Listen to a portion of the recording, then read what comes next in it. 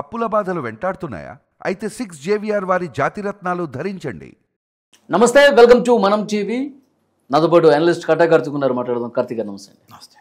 కార్తిక్ గారు, సరిగ్గా ఇదే రోజున అప్పుడు మాజీ ముఖ్యమంత్రిగా ఉన్నటువంటి చంద్రబాబు నాయుడు గారిని వైఎస్ జగన్మోహన్ రెడ్డి గారి ప్రభుత్వం అరెస్ట్ చేసింది. సెప్టెంబర్ 9, సరిగ్గా 2 సంవత్సరాలు అవుతుంది. కూటమి ప్రభుత్వం అంటే కూటమి కట్టడానికి, కూటమి ప్రభుత్వం ఏర్పడటానికి, కూటమి విజయానికి ఇదొక టర్నింగ్ పాయింట్గా చెప్తారు చంద్రబాబు నాయుడు అరెస్ట్. ఈ 2 సంవత్సరాలు అవుతున్న సందర్భంగా మీరు ఎలా విశ్లేషిస్తారు? అంటే చిన్నప్పుడు ఒక పాపులర్ యాడ్ ఉండేది, ఒక ఐడియా మీ జీవితాన్ని మార్చేస్తుంది అని చెప్పేసి ఐడియా సంస్థ వచ్చిన కొత్తలో దాన్ని ప్రమోట్ చేసుకోవడానికి క్రియేట్ చేసిన యాడ్. అది నిజమా కాదా పక్కన పెట్టేస్తే ఒక తప్పు మాత్రం జీవితాన్నే మార్చేస్తుంది అని జగన్మోహన్ రెడ్డి గారిని చూస్తే మనకు అర్థమవుతుంది. కరెక్ట్గా మీరు చెప్పినట్టు 2 సంవత్సరాల క్రితం 2023 సెప్టెంబర్ 9. నిజానికి సెప్టెంబర్ 9 కాదు, సెప్టెంబర్ 8వ తారీఖు రాత్రే అరెస్ట్ చేద్దామని అనుకున్నారు. ఆయనకి Z+ కేటగిరీ NST కమాండోలు భద్రత ఉండటం ఫలితంగా వాళ్ళు ఒప్పుకోలేదు. వాళ్ళకున్న రూల్స్ ప్రకారం రాత్రిపూట చంద్రబాబు నాయుడు గారిని రిప్ చేయడానికి వాళ్ళు ఒప్పుకోలేదు. తెల్లారుజామున అరెస్ట్ చూపించారు. జగన్మోహన్ రెడ్డి గారి అరెస్టు శుక్రవారం జరిగింది కదా అని చంద్రబాబు నాయుడు గారి అరెస్టు కూడా శుక్రవారమే చేపించారు జగన్మోహన్ రెడ్డి గారు. మేబీ ఈ అరెస్టుకు ఒక కారణం చాలామంది అనుకున్నది ఏంటంటే, జగన్మోహన్ రెడ్డి గారు ఒకప్పుడు CBI ED కేసులో అరెస్ట్ కావడానికి కారణం చంద్రబాబు నాయుడు గారే. చంద్రబాబు నాయుడు గారే చక్రం తిప్పారు, కేసు రేపించారు, జగన్మోహన్ రెడ్డి గారు అరెస్ట్ కావడానికి కారణమయ్యారు.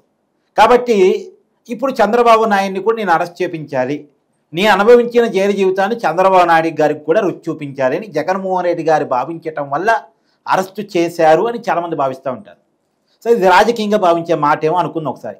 నిజానికి అరెస్ట్ ఎలా జరిగిద్ది? మరి ఒక కేసు పెడతారు, FIR బుక్ అవుతుంది, తర్వాత నోటీసులు ఇస్తారు, విచారణ పిలుస్తారు, విచారణలో భాగంగా అరెస్ట్ చేస్తారు. జనరల్ ఇదేగా ప్రొసీజర్. కానీ చంద్రబాబు నాయుడు గారు నంద్యాలలో బాబు షూరిటీ భవిష్యత్తు గ్యారంటీ అనే ఒక ప్రోగ్రామ్ చేస్తూ ఉన్నారు. అంటే స్టేట్ వైడ్గా ప్రోగ్రామ్ చేస్తున్నారు. ఆ రోజు నంద్యాలలో ఆ ప్రోగ్రాం జరుగుతూ ఉంది. నంద్యాలలోనే రాత్రిపూట స్టే కూడా. నంద్యాలలో ఆ ప్రోగ్రాంలో భాగంగా స్టే చేసిన చంద్రబాబు నాయుడు గారిని తెల్లవారితే ఆయనకి మ్యారేజ్ డే, ఆ టైంలో ఆయన అదుపులో తీసుకోవడానికి ట్రై చేశారు. ఆ రోజు కుదరలేదు, ఖచ్చితంగా మ్యారేజ్ డే రోజు ఆయన అదుపులో తీసుకోగలిగారు. తీసుకొని కోర్టులో హాజరుపరిచారు. హాజరుపరిచిన తర్వాత ఆయనకి రిమాండ్ వేయడం జరిగింది. మామూలుగా ఆయన అరెస్ట్ చేస్తున్నప్పుడు ఏ కేసులో అరెస్ట్ చేస్తున్నారో కూడా ఎవరికి తెలియదు, కన్ఫ్యూజన్. ఏ కేసులో అరెస్ట్ చేస్తున్నారు? ఎందుకంటే ఇందా నేను చెప్పినట్టు కేసు పట్టడం, FIR బుక్ చేయటం, నోటీస్ ఇవ్వటం, విచారణ పిలవటం అనేది లేదు. ఈ ప్రొసీజర్ ఏం ఫాలో కాకుండా అరెస్ట్ చూపించారు. ఏ కేసులో అరెస్ట్ చేస్తున్నారనే విషయం మేబీ చంద్రబాబు నాయుడు గారికి ఏమైనా చెప్పారేమో తెలియదు. ఆయన చెప్పడం నాకు కూడా చెప్పలేదు. అడిగితే సార్ చెప్తాను, దానిలో చెప్తాం అన్నారు. దానిలో చెప్పడం ఏంటనేది ఇప్పటికీ పెద్ద కన్ఫ్యూజన్.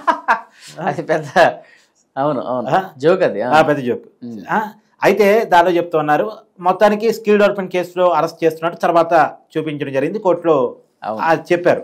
తర్వాత ఆయన రాజమండ్రి సెంట్రల్ జైలు తీసుకెళ్లారు. 53 రోజులు ఆయన రిమాండ్ ఖైదీగా రాజమండ్రి సెంట్రల్ జైల్లో ఉన్నారు.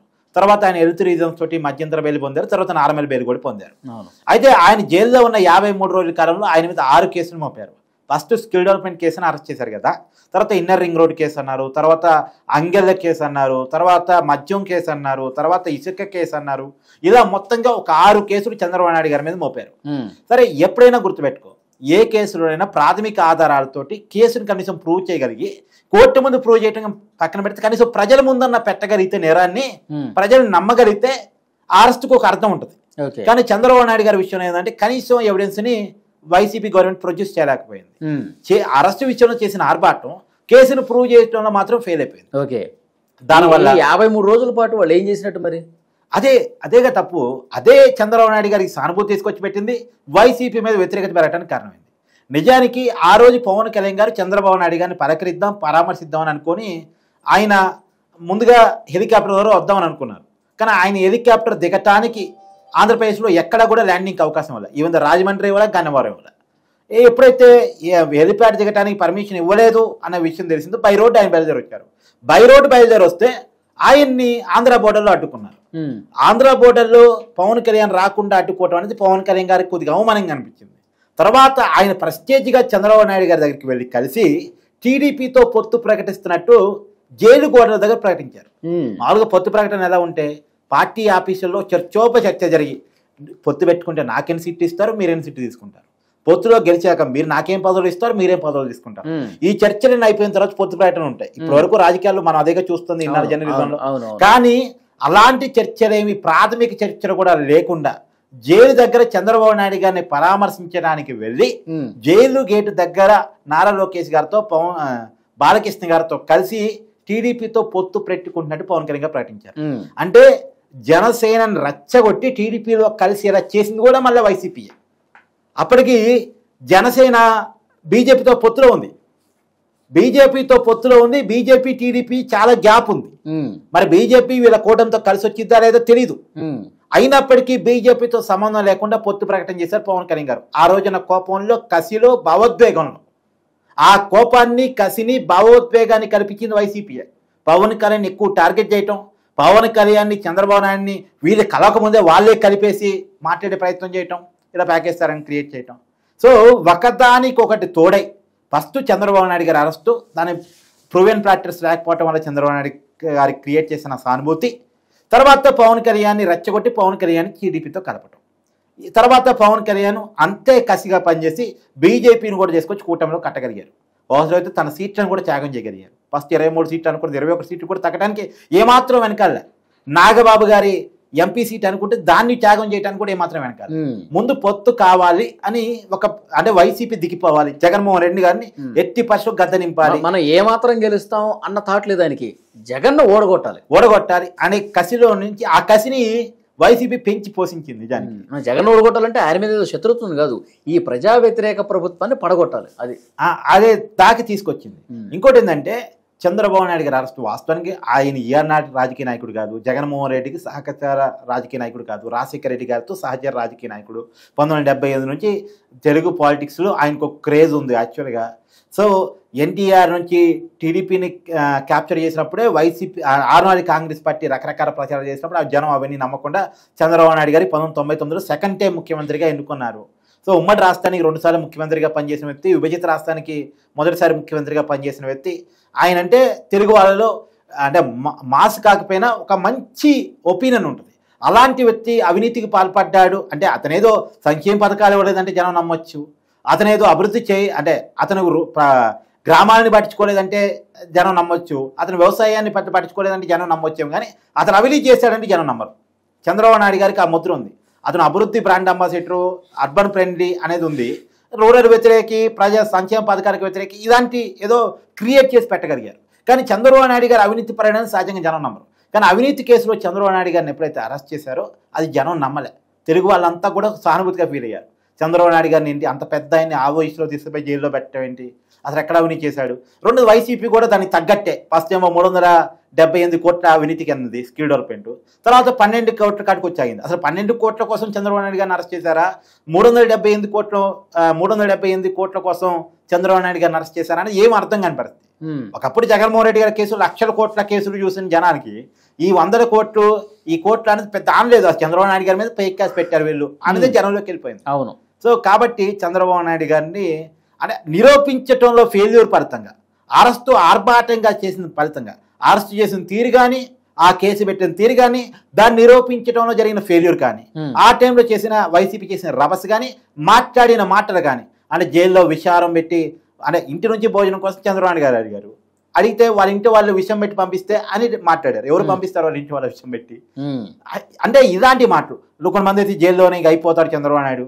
తర్వాత ఆయన ఇబ్బంది పెట్టిన తీరు, వెస్ట్రన్ బాత్రూమ్ ఇవ్వకుండా ఇండియన్ టాయిలెట్ ఇచ్చిన తీరు, ఆయన ఆ ఏజ్లో అంత ఇబ్బంది పెడతాయి. దోమలు కొడుతున్నాయి అని ఆయన కోర్టులో పిటిషన్ వేసుకుంటే దోమలు కాకపోతే రంభ వరుసలు కొడతాయి అని చెప్పేసి ఆనాటి మంత్రులు కొడనాని లాంటి వాళ్ళు చేసిన కామెంట్స్ ఇవన్నీ ఒకదానికొకటి వైసీపీ పునాదులను తవ్వేశాయి. చంద్రబాబు నాయుడు గారికి సానుభూతిని తీసుకొచ్చి పెట్టాయి. ఒక రకంగా చంద్రబాబు నాయుడిని ఆయన అరెస్టే పెంచిందేమో అనుకో రకంగా చెప్పాలంటే. ఆయన క్రేజ్ అంటే ఆయనకి ఎంత మామూలుగా అనుకుంటాం చంద్రబాబు నాయుడు గారు మాస్ లీడర్ కాదు అని మనం అనుకుంటాం, కానీ ఆయనకి ఎంత మాస్ ఇమేజ్ ఉందో ఆయన అరెస్ట్ చూపించింది. ఎక్కడెక్కడో దేశ విదేశాల్లో ఉన్న వాళ్ళు కూడా చంద్రబాబు నాయుడు గారికి సంఘీభావం ప్రకటించారు.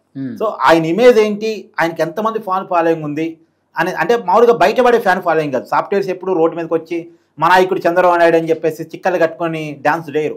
కానీ ఆయన అరెస్ట్ చేసినప్పుడు మాత్రం అందరూ బయటకు వచ్చి మాట్లాడటం ఫలితంగా చంద్రబాబు నాయుడు గారికి ప్రపంచవ్యాప్తంగా ఉన్న క్రేజ్ ఏంటో అర్థమైపోయింది. ఎస్. సో ఆ క్రేజ్ను బయటకు తీసుకొచ్చి తెలుగు వాళ్ళందరిలో ఒక యూనిటీని తీసుకొచ్చి చివరికి కూటమి పార్టీలను కూడా ఒకటి కావటానికి కారణమయ్యి చంద్రబాబు నాయుడు గారికి బ్రహ్మరథం పట్టేలా, అంటే చంద్రబాబు నాయుడు గారి అరెస్ట్ ఒకటే జగన్మోహన్ రెడ్డి గారికి ఓటమి కారణం అని నేను అనుకోను, కానీ ఒక ప్రధానమైన కారణం ఓకే. జగన్మోహన్ రెడ్డి గారి మీద వ్యతిరేకత, ఆయన అభివృద్ధి చేయలేదన్న తీరు, ఆయన వరుసగా అందరినీ అరెస్ట్ చేసిన తీరు, ఇవన్నీ అయితే చంద్రబాబు నాయుడు గారి అరెస్ట్ అనేది ఒక గేమ్ చేంజర్. ఖచ్చితంగా. ఎస్, నువ్వు కరెక్ట్గా చెప్పావు, గేమ్ చేంజర్ ఖచ్చితంగా. సో ఒకదానికోటి అన్ని కలిసి వచ్చి చంద్రబాబు నాయుడు గారి అరెస్ట్ తోటి జగన్మోహన్ రెడ్డి గారి పునాదులు భద్రై 151 సీట్ నుంచి 11 సీట్లకి వైసీపీ పడిపోయింది. నిజానికి ఇవాళ చంద్రబాబు నాయుడు గారి అరెస్ట్ తప్పు అని మనం చెప్పడం కాదు, వైసీపీ నాయకులే ఒప్పుకుంటున్నారు. ఇప్పుడు జోగి రమేష్ ఒక టీవీ ఛానల్ ఇంటర్వ్యూలో ఒప్పుకున్నారు, ఆ రోజు చంద్రబాబు నాయుడు గారిని అరెస్ట్ చేయడం అనేది మేము చేసిన చాలా పెద్ద తప్పు, అరెస్ట్ చేయకుండా ఉండాల్సింది, అవినీతి నిరూపించలేము అనుకున్నప్పుడు లోపలికి వచ్చేవాల్సింది. ఇప్పుడు నిజానికి 1000 ఇన్నర్ రింగ్ రోడ్డుకి ఇన్నర్ రింగ్ రోడ్డు కుంభకోణం అయిందని కేసు పెట్టారు. అమరావతిలో రింగ్ రోడ్డే వేయలేదు, 1000 రింగ్ రోడ్డుకి ఏదో అవినీతి జరిగిందని కేసు పెట్టారు. అంటే ఇది జగన్మోహన్ రెడ్డి గారు తన క్రెడిబిలిటీని కోల్పోవడానికి ఉన్న కారణం. ఏ నమ్మకాన్ని ప్రజల్లో కూరగట్టుకొని ఒక ఛాన్స్ ప్లీజ్ అంటూ 151 సీట్తో 2019 ఎన్నికల్లో గెలిచాడో, అదే నమ్మకాన్ని కోల్పోయి 2024 ఎన్నికల్లో చెతికలబడి 11 స్థానిక ఫలితమైపోయాడు. కాబట్టి ఇప్పటికీ చెప్తూ ఉంటారు ఒడ్డవేలి అరుణ్ కుమార్ లాంటి వాళ్ళు. ఒడ్డవేలి అరుణ్ కుమార్ అంటే రాజశేఖర రెడ్డి గారికి బాగా క్లోజ్ అయిన వ్యక్తి, కాంగ్రెస్ వాది, జగన్మోహన్ రెడ్డి గారికి సింపతైజర్. అలాంటి వ్యక్తి కూడా చెప్తూ ఉంటాడు ఆనాడు జగన్మోహన్ రెడ్డి గారు చేసింది చాలా పెద్ద తప్పు అంటే. నేను చెప్తే ఏదో అనుకోవచ్చు, కానీ వాళ్ళు కూడా చెప్తున్నారుగా, చాలా క్లియర్గా వైసీపీ నాయకులు ఒప్పుకుంటున్నారుగా, చాలా క్లియర్గా చంద్రబాబు నాయుడు గారిని అరెస్ట్ చేయడం అనేటువంటిది కూటమికి విజయానికి గేమ్ చేంజర్గా మనకు వచ్చింది. ఇంకో విషయం, ఇప్పుడు నిజంగా చంద్రబాబు నాయుడు గారి అరెస్ట్ అనేది జగన్మోహన్ రెడ్డికి ఆ పార్టీకి కోలుకోలేని దెబ్బ. ఇప్పుడు కూటమి గెలిచింది, సంవత్సరం నడుస్తుంది. ఆ దెబ్బ నుంచి కోలుకున్నాడా, ఇంకా అదే సిచ్యువేషన్ కొనసాగుతుందా? ఫైనల్గా ఏం చెప్తారు? అంటే జగన్మోహన్ రెడ్డి గారు తన విశ్వసనీయతను పెంచుకోవడానికి ఏ కారణం వల్ల ఓడిపోయానో దాన్ని రివ్యూ చేసుకొని దాన్ని మళ్ళీ రీకవర్ చేసుకోవడానికి చేస్తున్న ప్రయత్నాల్లో పొరపాటు ఉందని ఇప్పటికీ ఫీల్ అవుతున్నా. తన పొరపాటు అంటే ఇప్పుడు ఏమైనా కూటమి మీద వ్యతిరేకత వస్తే జగన్మోహన్ రెడ్డి గారికి అడ్వాంటేజ్ అవటం తప్ప మళ్ళా జగన్మోహన్ రెడ్డి గారిని చూసి ఇతనేదో చేయగలడని నమ్మకంతో ఓటేసే పరిస్థితులు లేవు. ఓకే, ఈయనకి ప్లస్లు అంటూ ప్రత్యేక ఏం లేవు. ఒకవేళ కూటమి ఏదైనా పొరపాటు చేసుకొని స్వయంకృతాపరాలు చేసుకొని, అంటే ప్రభుత్వం లెవెల్లో కావచ్చు, ఎమ్మెల్యేల స్థాయిలో కావచ్చు, ఆయన పొరపాటు చేస్తే మళ్ళా వైసీపీకి ఏమైనా అధికారం పోవడం తప్ప ఆయనకి ఆప్షన్ లేదు కదా. అయితే కూటమి లేదా వైసీపీ కదా, సో ఆప్షన్ పోవటం తప్ప ఓకే మామూలుగా అయితే జగన్మోహన్ రెడ్డి గారికి అడ్వాంటేజ్గా మారిన ఏమున్నాయి? ఇప్పుడు ఈ 15 నెలల కాలంలో ఫలానా ప్రజా ఉద్యమాన్ని వైసీపీ బ్రహ్మాండంగా చేసింది, ప్రజల తరపు నిలబడగలిగింది అనేది ఏముంది? ఇంకా వాళ్ళు తన క్రెడిబిలిటీని క్రమక్రమంగా కోల్పోతున్నారు. ఎవరో గంజాయి బ్యాచ్ని పోలీసులు కొడితే వాళ్ళని పరామర్శించడానికి జగన్మోహన్ రెడ్డి పోతారు, అవసరమా? లేదు ఇప్పుడు టొబాకో ప్రొడక్ట్స్ రైతులకు మద్దతు ఇవ్వడానికి వెళ్తారు, అక్కడ పోయి టొబాకో తొక్కుతారు, రైతుల మీద రాళ్ళు విసురుతారు, అదేమైనా అవసరమా? సరే మామిడికాయల రైతుల్ని పరామర్శించడానికి వెళ్తారు. నిజానికి ఇవన్నీ జగన్మోహన్ రెడ్డికి ప్లస్ కావాల్సినవి, కానీ జగన్మోహన్ రెడ్డి గారు చేసుకునే చర్యల ఫలితంగా మైనస్ అవుతున్నాయి. ఒక మామిడికాయల ట్రక్కుని, అంటే ఏదైతే టాటా ట్రక్ ఉంటుందో మొత్తం మామిడికాయ రోడ్డు మీద పారబోసి మొత్తం తొక్కిస్తారు, అది విజువలైజేషన్తో బయటకు వస్తుంది. ఇలాంటి వాటి వల్ల వైసీపీ ఎంత బ్యాడ్ అవుతుంది, జగన్మోహన్ రెడ్డి గారు ఎంత బ్యాడ్ అవుతున్నారు. తర్వాత అమరావతి వేసర రాజధాని ప్రచారం, లేదా ఇంకో ప్రచారం, మునిగిపోయిందని ప్రచారం, ఇలాంటి ఫేక్ ప్రచారాలు.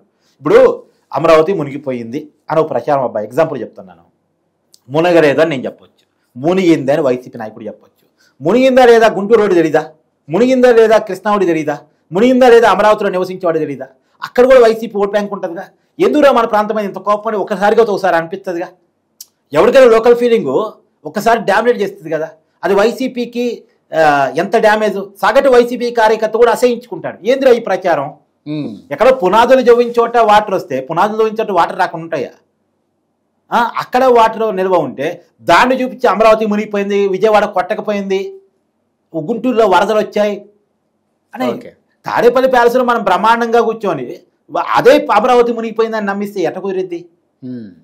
అంటే ఇదంటే ఫేక్ ప్రచారాలు వైసీపీ తనకు. ఇప్పుడు ఎగ్జాంపుల్ అబ్బా, మన పింఛన్ల ఇష్యూ ఉంది, కొంత జెన్యునిటీ ఉంది. కూటమి ప్రభుత్వం పింఛన్లు తగ్గించుకునే ఆలోచన లేకపోతే తప్పుగా ఉన్నటువంటి వాటిని ఎత్తివేసే క్రమంలో ఒక ఎంక్వైరీ పెట్టింది. అధికారులు కొంత నిజమైనటువంటి వాళ్ళని కూడా తీసేశారు అనేది బయటకు వచ్చిన విషయం, మనలాంటి వాళ్ళు మాట్లాడాము. కానీ వైసీపీ ఏం చేసుకొచ్చింది, దీంట్లో కొన్ని ఫేక్ తీసుకొచ్చేసి రమేష్ అనేటువంటి ఒక సత్యసాయి జిల్లాకు సంబంధించినటువంటి ఒక కార్యకర్త చేత వాళ్ళ సింపతేజర్ చేత ఒక వీడియో చేపించింది. అతను ఇన్స్టాగ్రామ్లో యాక్టివ్గా ఉండే వ్యక్తి. అతను 2 చేతులు ఉంటే ఒక చేయి చొక్కా లోపల దాచుకొని నాకు జగన్మోహన్ రెడ్డి గారు ఉన్నప్పుడు పెన్షన్ వచ్చేది, నాకు చేయలేదు వికలాంగుని, కానీ కూటమి ప్రభుత్వం అధికారులకు వచ్చిన తర్వాత చంద్రబాబు నాయుడు గారి ప్రభుత్వంలో నాకు పెన్షన్ పోయిందని వీడియో చేశాడు. అది వైరల్ అయింది. చివరికి ఆ ఊరు వాళ్ళు గుర్తుపట్టి నీకు 2 చేతులు ఉన్నాయి, అసలు నీకు ఇన్నాళ్ళు పెన్షన్ వచ్చిందారా అని ఆ ఊరు వాళ్ళు నిలదీయటం, తర్వాత కేసు పెట్టడం, అరెస్ట్ చేయడం జరిగింది. ఇప్పుడు అతనికి 2 చేతులు ఉన్నాయి అన్న విషయం జనం గమనించిన తర్వాత ఇన్నాళ్ళు నమ్మిన వాళ్ళు ఏమనుకుంటారు అంటే ఇక్కడ ఎవరు పరుగు పోయింది? వైసీపీ పార్టీ పరువేగా. ఇలాంటి అవసరమా? ఇప్పుడు ఫ్రీ బస్ ఇవ్వట్లేదు అని మహిళలతో వీడియోలు చేపిస్తారు, ఫ్రీ బస్ ఇవ్వట్లేదు అని. అక్కడ ఆంధ్రప్రదేశ్ మహిళలతో చెప్తే చాలా బాగుండు, కానీ యాంకర్ శ్యామలతో ప్రెస్ మీట్ పెట్టిస్తారు. అసలు యాంకర్ శ్యామల ఎప్పుడైనా బస్సు ఎక్కుతారా? ఆమె అసలు ఆంధ్రప్రదేశ్లో ఎక్కువ గడుపుతారా, హైదరాబాద్లో ఎక్కువ గడుపుతారా? ఆమె సీరియల్స్, షూటింగ్స్, సినిమాలు, ఈవెంట్స్ అని చెప్పేసి హైదరాబాద్లో ఎక్కువ ఉండే వ్యక్తి. మీ పార్టీ అధికార ప్రతినిధి అయితే కావచ్చు, కానీ అదే మహిళలకి ఫ్రీ బస్ ఇవ్వట్లేదని రోజా చేత మాట్లాడించినా, విడతరి రజనీ చేత మాట్లాడించిన అలాంటి వాళ్ళ చేత మాట్లాడిస్తే అక్కడ లోకల్గా ఉండే వాళ్ళు కాబట్టి వాళ్ళు ఏమైనా కనెక్ట్ అవుతారేమో. కానీ ఇలాంటి వాళ్ళు మాట్లాడితే ఏమెప్పుడూ బస్సు ఎక్కదు. అసలు రోజా గారు కూడా బస్సు ఎక్కరు, విడత రజనీ గారు కూడా బస్సు ఎక్కరు, కానీ కనీసం అక్కడి ప్రజల్లో ఉంటుంటారు, కనీసం అక్కడ నియోజకవర్గాల్లో ఉంటుంటారు. కానీ అసలు పెద్దగా ఆంధ్రప్రదేశ్లో నేను వ్యక్తితో నువ్వు ప్రెస్ మీట్ పెట్టి మాట్లాడిస్తే ఇక్కడ క్రెడిబిలిటీ. ఇప్పుడు ఫ్రీ బస్సు లేదు అని ఆమె చెప్పొచ్చు, కానీ ఫ్రీ బస్ ఎక్కిన వాళ్ళు ఆ వీడియో చూసుకుంటూ యాంకర్ శ్యామల మాట్లాడుతూ ఉంటుంది ఫ్రీ బస్ ఇవ్వట్లేదు మహిళలకని. కానీ మహిళ ఫ్రీగా బస్సు ట్రావెల్ చేస్తూ వీడియో చూస్తుంది. ఆ వీడియో చూడగానే ఆ మహిళ వైసీపీ కూడా కావచ్చు, ఏమనుకుంటుంది? నవ్వుకొని ఇంకెప్పుడు యాంకర్ శ్యామల వీడియోలు చూడొద్దు అనుకుంటుంది, వైసీపీ వీడియోలు చూడొద్దు అనుకుంటుంది. ఎవరు క్రెడిబిలిటీ పోయింది ఇక్కడ? అంటే ఇది వైసీపీ తన పరువుని ఇంకా ఇంకా ఇంకా దిగదార్చుకుంటా ఉంది ఫేక్ ప్రచారాల్లో. అంటే ఒకప్పుడు సోషల్ మీడియా యాక్టివ్గా లేనప్పుడు 2019 ఎన్నికలకు ముందు ఏం చెప్పినా చెల్లుబాటైంది. కానీ జియో ఎప్పుడైతే వచ్చిందో చేతిలోకి ప్రపంచం వచ్చేసింది.